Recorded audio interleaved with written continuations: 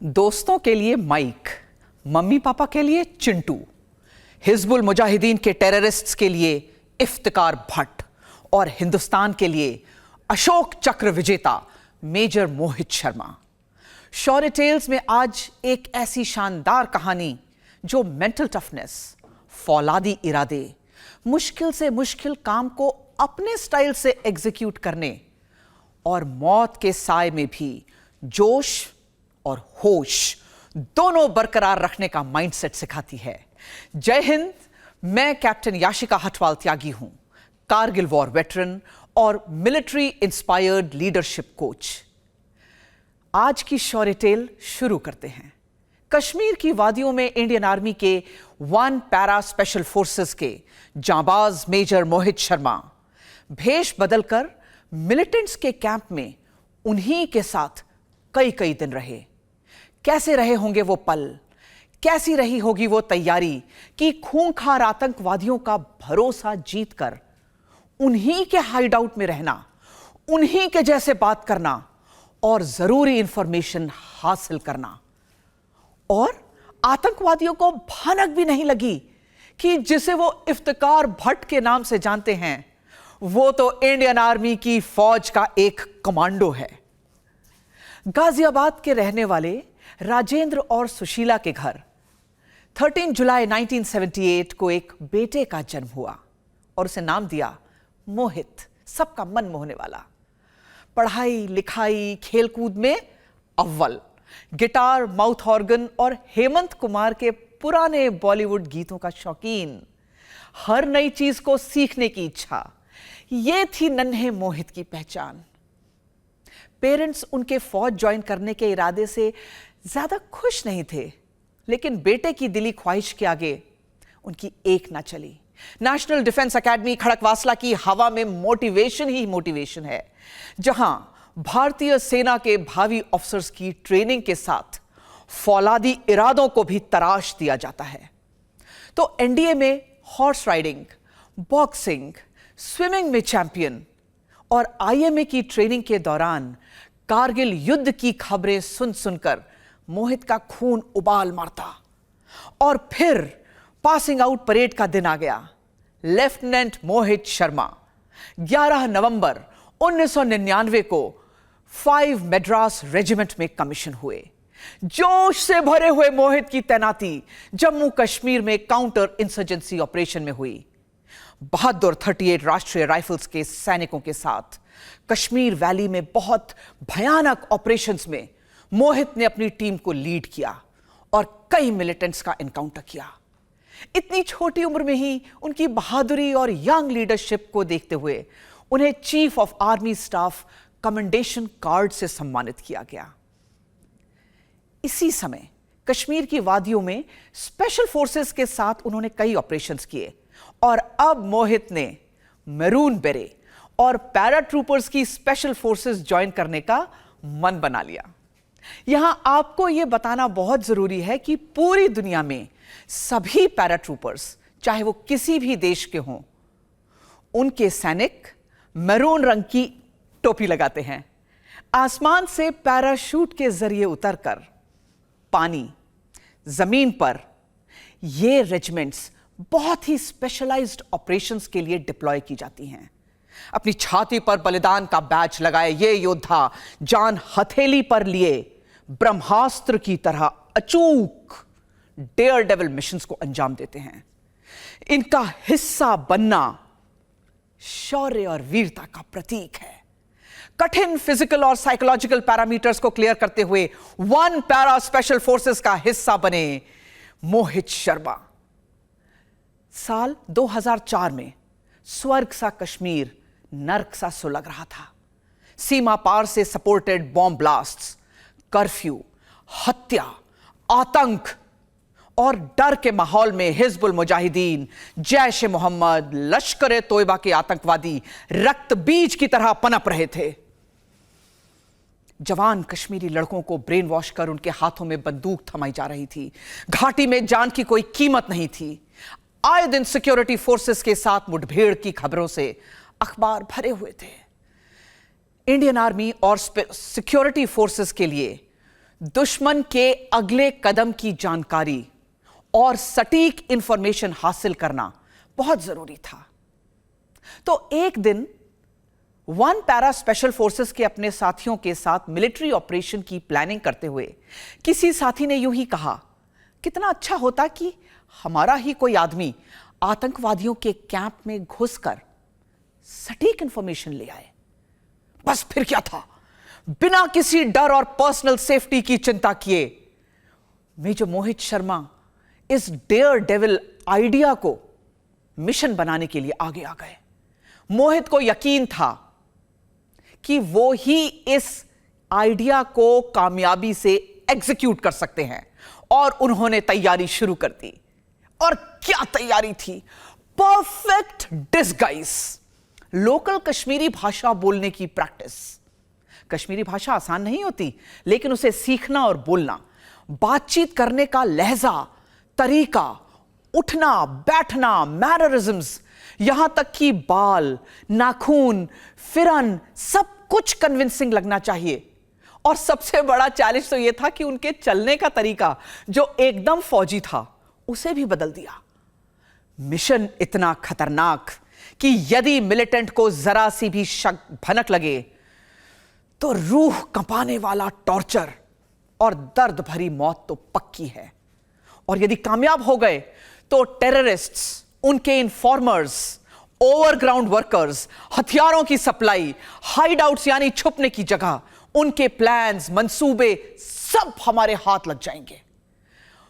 और फिर एक दोपहर मेजर मोहित से इफ्तिकार भट्ट बने कश्मीरी युवक की एंट्री होती है। 6 फुट 2 इंच का लंबा चौड़ा कश्मीरी गबरू जवान लड़का, कंधे तक लंबे बाल, दाढ़ी, चेहरे पर उदासी सी और आंखों में गुस्सा। Perfect disguise. एक दुकान में कहवा पीते हुए इफ्तिकार ने, अब से मैं इफ्तिकार का इस्तेमाल करूंगी मेजर मोहित शर्मा के लिए, क्योंकि यही अब उनका नया नाम था। इफ्तिकार ने दुकानदार को कहा, मेरे भाई को इंडियन आर्मी ने मार दिया और अब मुझे उसका बदला लेना है। मेरे पास एक बहुत जबरदस्त प्लान है। कुछ दिन तक वो इसी खबर को फैलाते रहे। यह सिलसिला चलता गया। इफ्तिकार का सब्र बहुत गहरा था। एक दिन एक कश्मीरी लड़का इफ्तिकार के पास आया और उसे अपने साथ चलने को कहा। पतली संकरी गलियों के बीच बीच से निकलते हुए चीड़ के जंगलों के बीच एक सुनसान इलाके में पत्थर पर 2 आदमी बैठे थे। चेहरे पर एक अजीब सी क्रूरता, हाथ में बंदूक, फिरन, शॉल पहने हुए 2 आतंकवादी। आज इफ्तिकार समझ गया कि यही वो दिन है जिसका उसे इंतजार था। उसके सामने थे कश्मीर में हिजबुल मुजाहिदीन के 2 सबसे बड़े नाम, अबू तुरारा और अबू सब्जार। मेजर मोहित शर्मा यानी इफ्तिकार चाहता तो उसी समय दोनों को मार सकता था, लेकिन आज उनकी जान से ज्यादा जरूरी था उनके नेटवर्क, प्लान्स, हाइडआउट्स, ओवरग्राउंड वर्कर्स के बारे में सारी इंफॉर्मेशन लेना। तो इन 2 आतंकवादियों ने अब इफ्तिकार से पूछा, कौन हो? इफ्तिकार ने उन्हें अपनी कहानी सुनाई कि कैसे उसके भाई को इंडियन आर्मी ने मार दिया, जिसका बदला लेने के लिए उसके पास एक प्लान है और उसे उस प्लान को पूरा करने के लिए उन दोनों की मदद चाहिए, अबू तुरारा और अबू सब्जार। अब इनके सामने जो प्लान आया वो बहुत पक्का था। जिस आर्मी चेकपोस्ट पर हमला करना है वहां फौजी मूवमेंट कैसा होगा, कितने सिपाही होंगे, कितना बड़ा नुकसान इंडियन आर्मी को होगा, हमले के लिए सही वक्त कौन सा है, कौन सा हथियार इंडियन आर्मी इस्तेमाल करती है, यह सब इंफॉर्मेशन इफ्तिकार ने उन्हें दी। यह देखकर दोनों आतंकवादी इफ्तिकार को अपने साथ ट्रेनिंग देने के लिए राजी हो गए। 2 हफ्ते तक इफ्तिकार उन्हीं के साथ, उन्हीं के हाइडआउट में ट्रेनिंग लेता रहा और फिर हमले के लिए तय दिन सीमा पार से 3 टेररिस्ट्स गोला बारूद और हथियारों से लैस होकर इफ्तिकार के बताए प्लान को अंजाम देने के लिए आने वाले थे। इमेजिन करिए उस दिमागी मजबूती और परफेक्ट तैयारी को कि आतंकवादियों के बीच 1-2 नहीं 14-15 दिन रहकर खुद को नॉर्मल रखना और अपने मिशन को अंजाम देना। तो एक दिन इफ्तिकार बाहर चूल्हे पर कहवा बना रहा था, तो अबू सब्जार और अबू तुरारा आपस में बात करने लगे कि हम इस लड़के के बारे में सिवाय इसके नाम के ज्यादा कुछ नहीं जानते। तभी इफ्तिकार अंदर आया। अबू तुरारा ने कहा, तुम कौन हो? इफ्तिकार ने अपनी बंदूक जमीन पर फेंकी और कहा, अगर मुझ पर यकीन नहीं तो मुझे मार दो।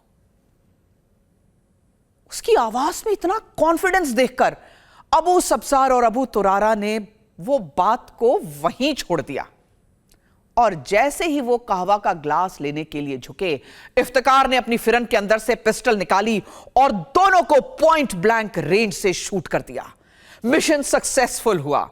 इफ्तिकार भट्ट से मेजर मोहित शर्मा बनने का समय आ चुका था।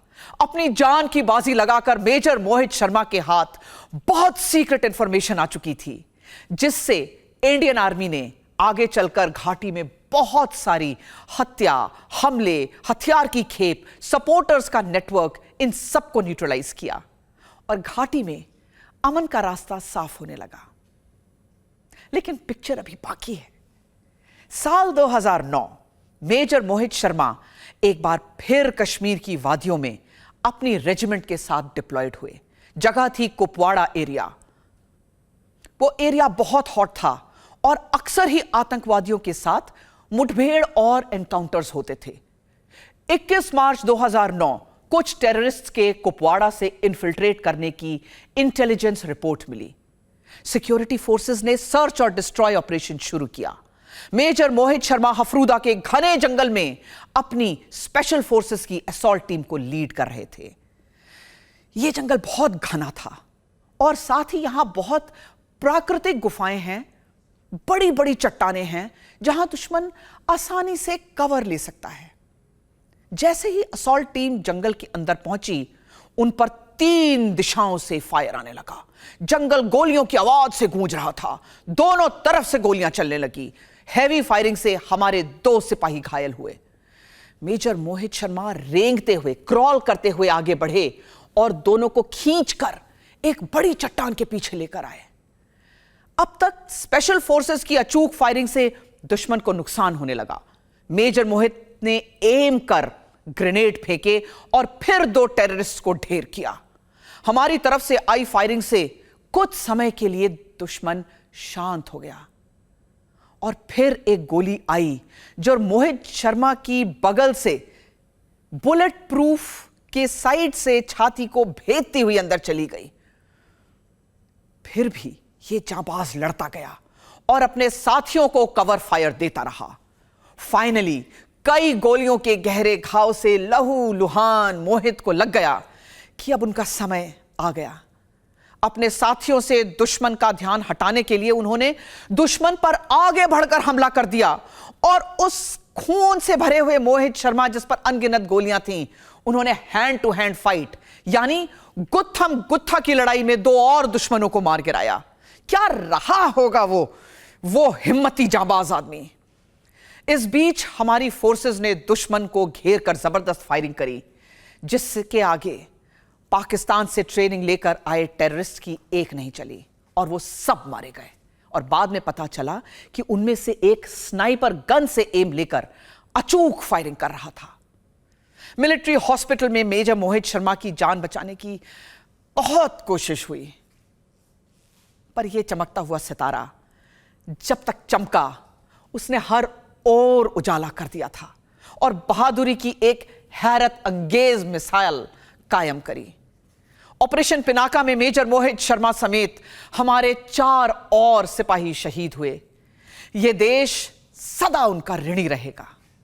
अपने अदम्य साहस और वीरता के लिए मेजर मोहित शर्मा को शांति काल में वीरता के लिए सबसे ऊंचा सम्मान अशोक चक्र से सम्मानित किया गया। जय हिंद की सेना।